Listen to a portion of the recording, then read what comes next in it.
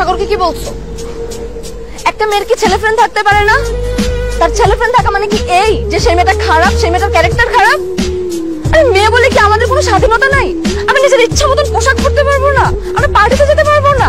সমস্ত স্বাধীনতা কি একা ছেলেদের? আমরা কেউ না? তিথি, এত কিছু তো বোঝানোর কিছু নাই, তাই না? তুই ব্রেকআপ করে দে, আমি তো আছি তোর পাশে।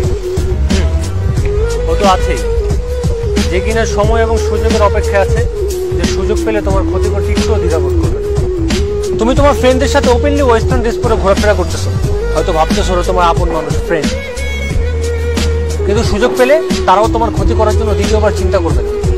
তারা হয়তো তোমার সামনে ভালো সাজার অভিনয় করতেছে, কিন্তু আড়ালে তারাও তোমাকে নিয়ে স্বপ্ন দেয়। একটা মেয়েকে হট বললে তারা খুশি হয়, মনে করে এটা একটা কমপ্লিমেন্ট। আরে ভাই, একটা ছেলে কোন নজরে দেখলে তোমাকে হট বলতে পারে আর তাতে তোমরা খুশি হয়ে যাবে। হট শব্দটা কখনই একটা কমপ্লিমেন্ট হতে পারে না।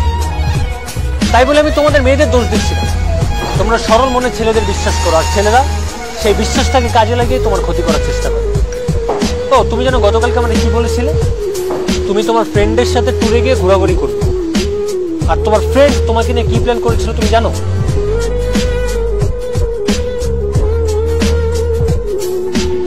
আর তুই এত প্যারা নিচ্ছিস কেন ভাই? কোনো সমস্যা নেই, আমি তোরে বললাম তো আমি তিথিকে নিয়ে চলে আসতেছি।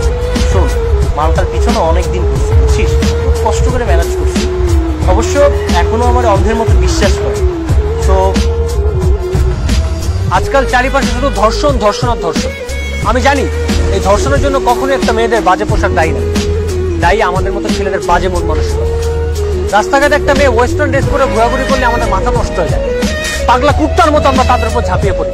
আর ওয়েস্টার্ন ড্রেসের কথা কি বলবো, আমরা তো বোরকা পরা মেয়েদেরকেও ছাড়তেই না। আমার কথা হচ্ছে মেয়েরা তাদের মন মতো পোশাক পরতেই পারে, কিন্তু ভাই সমাজটা তো ভালো না, আমাদের ছেলেদের মন মানসিকতা তো আরো ভালো।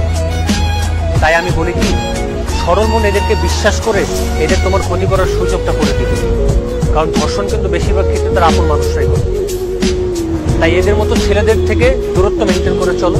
যদি সেটা করতে পারো তাহলে আমার সাথে রিলেশনটা কন্টিনিউ করো, আদারওয়াইজ আমার সাথে কন্ট্যাক্ট করার কোনো দরকার নেই।